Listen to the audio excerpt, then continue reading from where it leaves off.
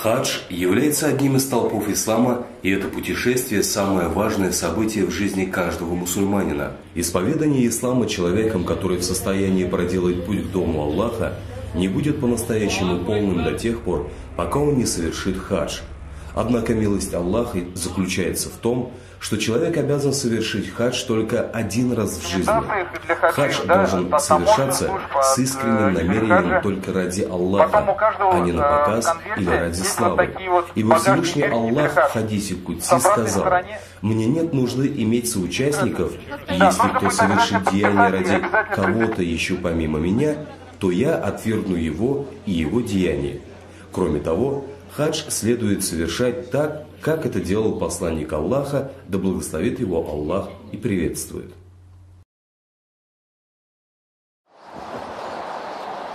В настоящий момент Идл-Хадж предлагает на выбор два типа паломнических программ – комбинированный и авиационный. Комбинированный маршрут рассчитан на паломников, которые помимо совершения основного паломничества заинтересованы в посещении различных стран и готовы к определенным трудностям. Авиационный маршрут рассчитан на людей, считающих свое время и рассчитывающих совершить паломничество в кратчайшие сроки.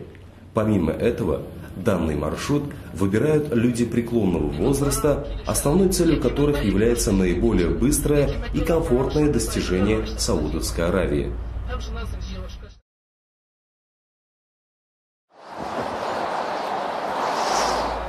Ихрам – это первое, что необходимо сделать перед совершением хаджа или умры. Входить в состояние ихрама с намерением совершить малое паломничество можно в любое время в течение года, а с намерением совершить хадж в определенные для хаджа месяцы – Шавваль, Зулькадда и первые 10 дней месяца Зулхиджа. Хадж и умра начинаются с вхождения в состояние ихрама в специально определенном для этого месте микате. Когда паломник прибывает в микат по суше, первым делом он должен совершить полное омовение гусль и умаститься благовониями, если есть такая возможность. Затем паломник-мужчина надевает специальную одежду ихрам, которая состоит из двух кусков белой чистой ткани, используемых в качестве набедренной повязки и накидки. Специальной женской одежды ихрам нет. Поэтому женщина может одевать любую не облегающую ее тело одежду любого цвета, но без украшений. Затем паломник делает намерение войти в состояние ихрам, чтобы выполнить обряды умры или хаджа, и произносит слова тальбии. Когда паломники прибывают в Саудовскую Аравию воздушным путем, капитан воздушного судна обычно объявляет пассажирам о том, что скоро они будут пролетать мимо миката, и когда самолет достигает этого места, паломники приступают к совершению обрядов умры или хаджа, начиная повторять слова тальбии. В соответствии с сунной мужчины произносят слова вслух, а женщины про себя. В состоянии храма некоторые действия являются запретными. Поэтому паломнику необходимо следовать указаниям руководителя группы и быть очень внимательным.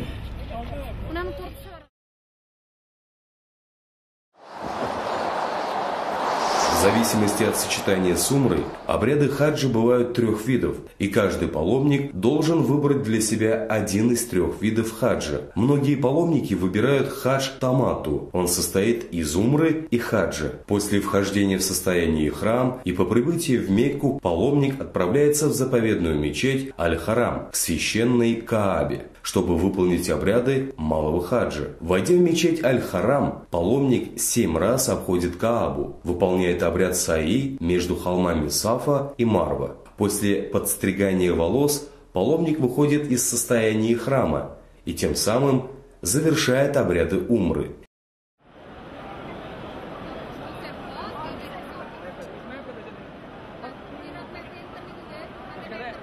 Все запреты, связанные с состояниями храма, с него снимаются, и он ожидает наступления времени хаджа.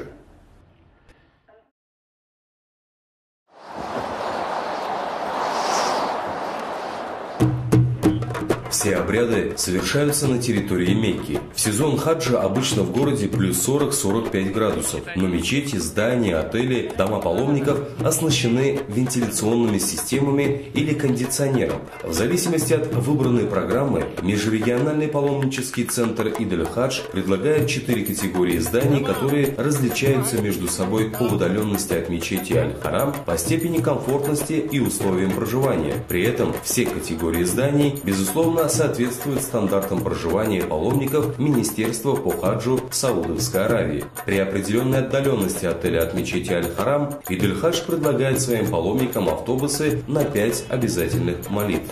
В зависимости от выбранной программы отличается и питание паломников. Практически в каждом здании на этажах имеются кухни, но в настоящее время в связи с тем, что Министерство чрезвычайных ситуаций Королевства Саудовская Аравия в местах проживания паломников в сезон хаджа запретило использовать газовые и электрические плиты, готовить там еду нельзя, и всем паломникам приходится питаться либо в кафе, либо оплачивать питание при приобретении путевки. В обычном кафе стоимость блюда из риса и куриного мяса составляет 10-12 реалов.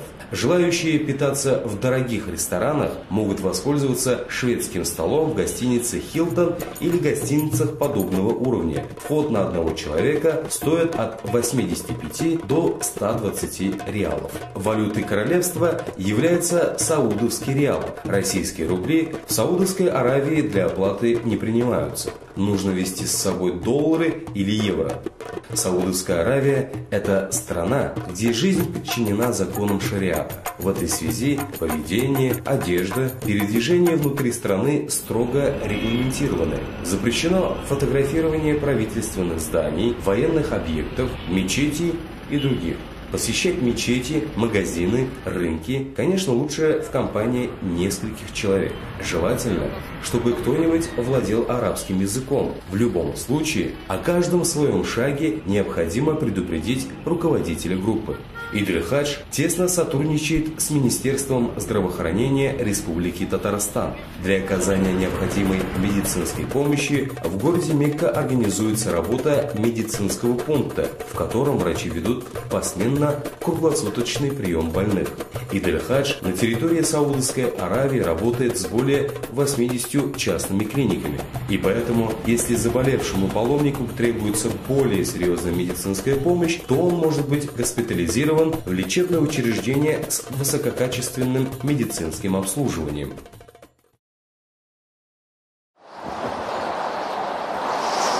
В зависимости от выбранной программы до дня хаджа организовываются экскурсии по историческим местам Мекки. Паломники посещают гору Саур, где пророк Мухаммад вместе со своим сподвижником Абу Бакром скрывался от язычников. Пещеру Хира, где были ниспосланы первые аяты священного Корана. Хаджи знакомятся с долинами Мина, Мудзалифа и Арафат. В этих местах и пройдут основные обряды хаджа.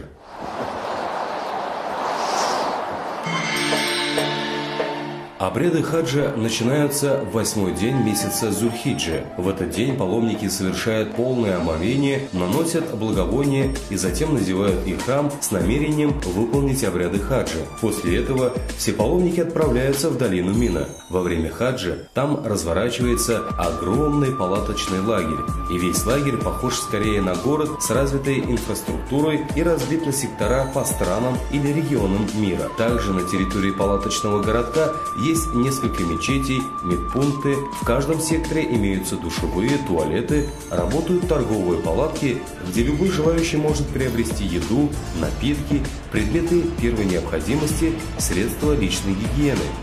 Каждая палатка оборудована кондиционером, электричеством. Пол в палатке земляной, покрыт одним слоем коврового покрытия. В палатке паломники располагаются из расчета 1 квадратный метр на человека.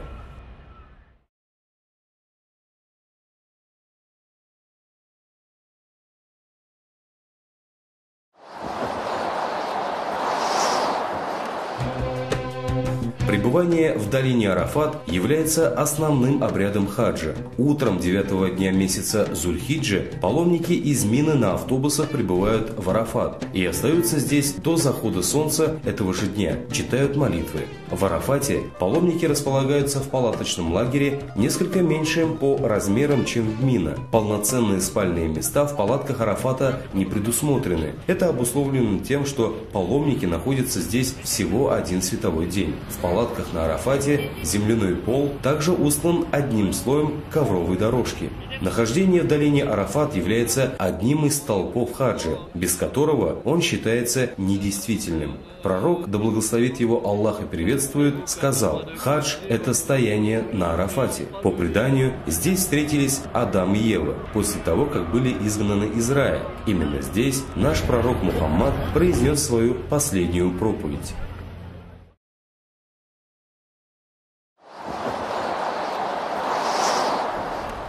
Муздалифа – это открытое, каменистое, продуваемое ветрами место, где паломники должны провести одну ночь. Долина находится между Мина и Арафатом. Паломники прибывают в Муздалифу централизованными группами и располагаются в долине в заранее обозначенных для них секторах. Стоит отметить, что в отличие от Мины и Арафат в долине Муздалифа палаток нет, и паломники спят на земле под открытым небом. Согласно Сунне, эту ночь паломникам следует отдохнуть, так как утром их ожидают такие обряды хаджа, как бросание камней, таваф и салы. Именно в Муздалифе многие паломники заранее собирают камешки.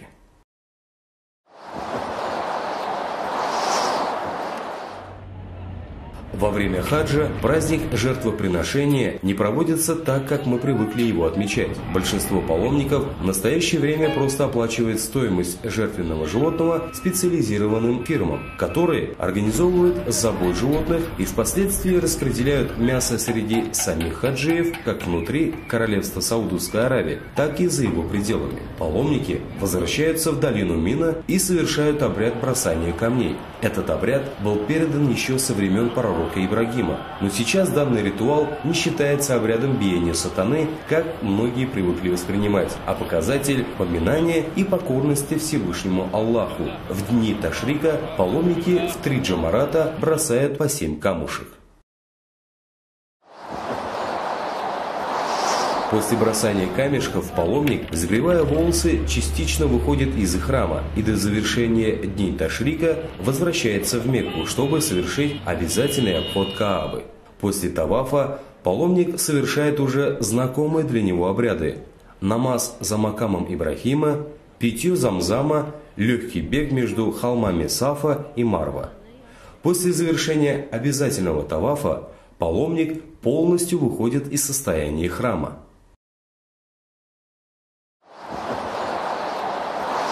После завершения обрядов хаджа паломники до отъезда продолжают жить в Мекке. Тем временем они могут выполнить дополнительную умру или тавафы.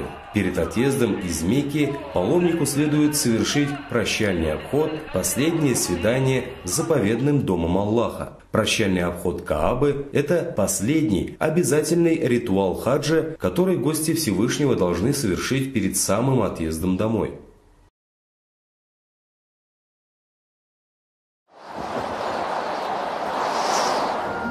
Город Медину не зря называют лучезарный. Здесь все напоминает о пророке Мухаммаде, да благословит его Аллах и приветствует. В зависимости от выбранной программы, паломники посещают все исторические места Медины. Это первая мечеть в исламе Куба, храм двух Кибл Киблатейн, кладбище Бакых и самая главная святыня Медины – мечеть Ан-Набави, дом Аллаха. Можно посещать в любое время года, и его посещение не входит в обряды хаджа. Паломник может приехать сюда и до, и после паломничества. Здесь находится могила, михраб, минбар пророка Мухаммада. Также в храме похоронены сподвижники посланника Абу Бакр и Умар. Хадж – самое важное событие в жизни каждого мусульманина, а принятое Всевышним паломничество – это ключ в рай. Данный ролик сделан специально для хаджиев межрегионального паломнического центра Идель Хадж. Пусть Всевышний примет ваш хадж.